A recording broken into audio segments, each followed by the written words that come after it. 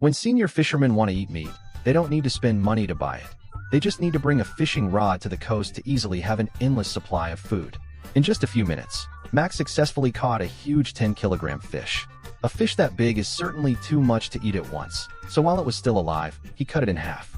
He kept the fish head for himself and used the tail as bait to catch other types of seafood.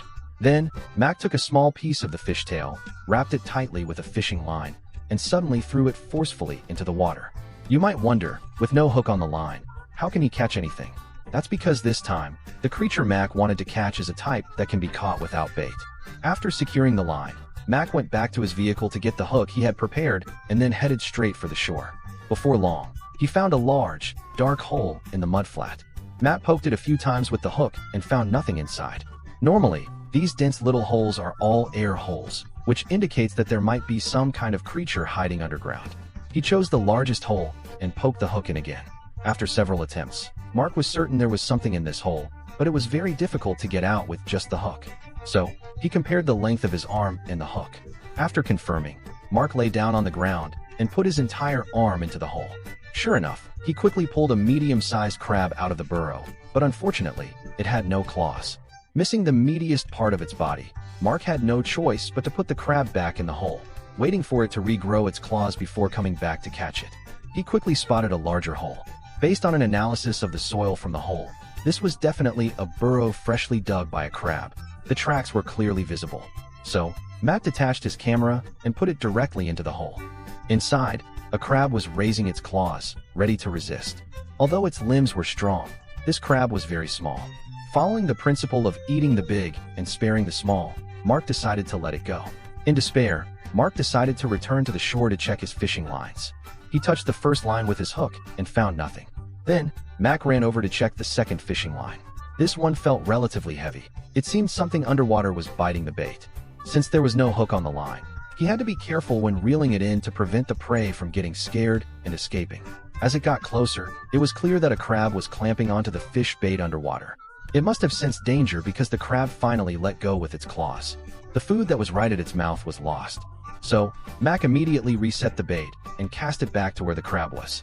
As the fish bait was slowly pulled, this crab, having a short memory, clamped onto the food again.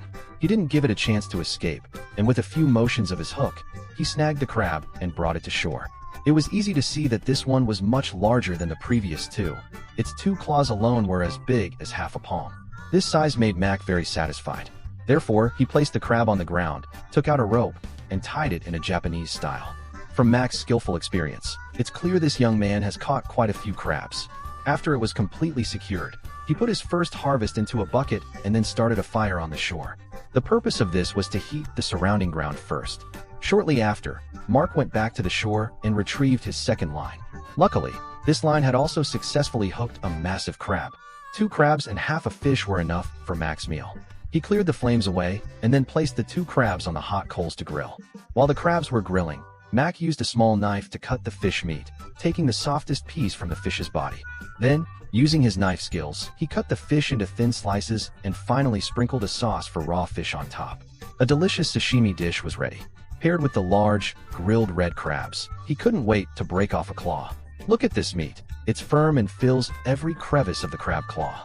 A bite full of happiness. This is a small island in the northern Mariana Islands. 1, 2, 3. With no money for food, Robert decided to go to the island to find local delicacies. The guide told him that to catch this creature, the best bait is a rotten coconut because its shell is very fragile and easier to open. Very quickly, the 2 men successfully harvested a full load of coconuts. Next, after driving for more than 10 kilometers along the coastal road, they finally reached the hunting spot. Before entering the rainforest, the guide first had to use a machete to chop open the coconut shells to expose the meat inside and release its aroma. When everything was ready, they carried the coconuts and climbed a slope into the rainforest. Normally, hunters will place coconuts in rock caves to attract their prey. But if they want the prey to take the bait sooner, the 2 men must venture into the darkness, deep into the damp caves, because that is the perfect habitat for the prey. After searching dozens of caves, they succeeded in placing all the coconuts as bait. Next, they just had to wait for a bite.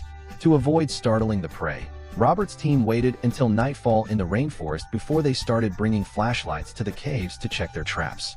Sure enough, As soon as they arrived at the first cave, they found their prey, a palm-sized coconut crab, which was eagerly tasting the coconut.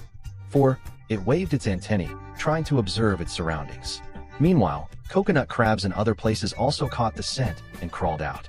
Under the lights, the animal seemed completely unafraid of the human's presence. Instead, it opened its eyes wide and held its claws tightly, looking very calm. The coconut crab is a type of hermit crab. They are the largest land crabs and also the largest terrestrial arthropods. A coconut crab can weigh up to 12 kilograms. Its two powerful pairs of claws can easily break open hard coconut shells to eat the meat inside, hence the name coconut crab. One of them couldn't hold back and began to enjoy the food. First, it would use its strong left claw to chip away at the coconut shell bit by bit, then use its relatively weaker right claw to pick out the meat inside and put it in its mouth. Even when faced with the camera lens, this coconut crab remained nonchalant and unafraid, scooping coconut meat into its mouth. Clearly, when faced with their favorite delicacies, they completely let down their guard. At this point, the hunter only needs to use a simple tool to successfully put it in a bag. Witnessing this scene, Robert couldn't help but exclaim that it's no wonder the coconut crab is an endangered species. The saying, "a dull mind but well-developed limbs," is truly fitting for this creature. The next morning, Robert brought a coconut crab to his kitchen. Its body size was equivalent to 2 of his fists. He had long wanted to test its powerful claws. To test the strength of the coconut crab's claw, the guide used a lighter as an experiment. At first, the coconut crab basically didn't use its strength, but when Robert tried to snatch the lighter from its claw, the lighter suddenly emitted white smoke and made a hissing sound of leaking air. Clearly, this coconut crab was really feisty, so Robert didn't give the animal a second chance. He first filled a pot with tap water, then directly used a small knife to cut it in half to minimize the coconut crab's suffering. After washing off the dirt, Robert put the animal directly into the pot and then placed it on the fire to steam. Meanwhile, a smaller coconut crab had been cooked until its whole body turned red. After cleaning off the debris, the chef skillfully used a hammer to crack the crab claws and finally took out all the crab meat. Very quickly, he had a bowl full of meat. The texture of the meat on the crab claws is similar to that of a regular crab, but the taste is even more delicious. In the mangrove forest when the tide is low, if you come across a mud hole like this, then make no mistake, because inside it is very likely hiding a valuable treasure. The sea fisherman Raku relies on this hole digging skill to earn a good income that many people dream of. He was seen taking a shovel and digging a larger hole next to the mud cave. This is to make the creature inside feel threatened and flee. But Raku had clearly underestimated his prey. No matter how deep he dug, the creature in the hole had no intention of escaping. In a flash, Raku had opened the cave entrance as wide as a giant flower. Through that width, the lens could see a large crab inside, raising its pincers defensively. Raku couldn't help but sigh that this crab was hiding too deep inside. If he hadn't watched survival shows since he was a child, he really wouldn't be able to catch it. He then hurriedly opened his daughter's backpack and took out his proud crab-catching stick. Next, the iron hook was inserted into the mud hole. And finally, Raku, relying on a clever method, fished out this blue crab. A visual inspection showed this one was about 1 kilogram. Although the size was not very large, the 2 crab claws looked extremely healthy. After putting it in his bag, he began to dig another mud hole. According to the cameraman's description, they found many small circular holes around this mud hole. This indicated that there was a whole family of crabs under the mud. As Raku dug deeper, the hole widened enough to accommodate his entire body, and he directly squeezed himself into the mud hole. It's important to know that the mud in mangrove forests can very well be a hiding place for poisonous snakes and insects. A moment of carelessness could lead to injury or even poisoning. It must be said, this job is truly too hard. If it were me, I would go find a more stable job. Raku, bracing himself with the tree roots at the entrance of the hole, stayed inside for a full 5 minutes. Sure enough, diligence pays off. When he once again climbed out of the hole, he was holding a large blue crab in his hand. Compared to the previous one, the size of this one had basically doubled. The body alone was almost as big as Raku's torso.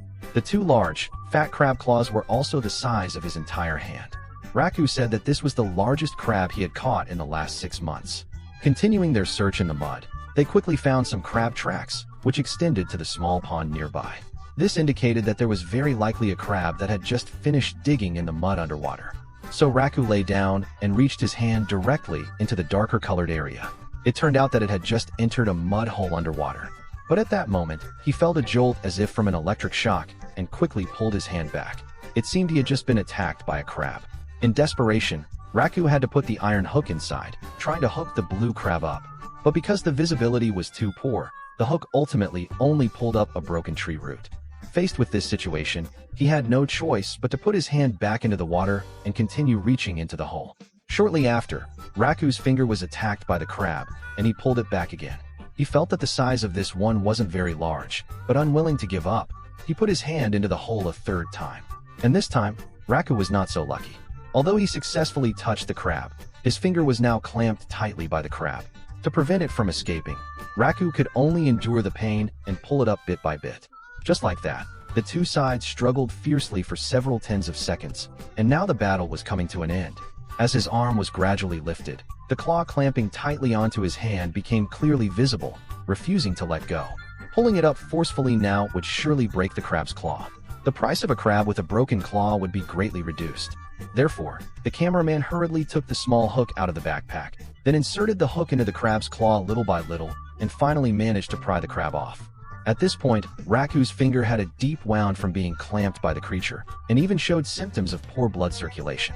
Fortunately, there was no danger in the end, and they also successfully harvested 3 giant crabs that day.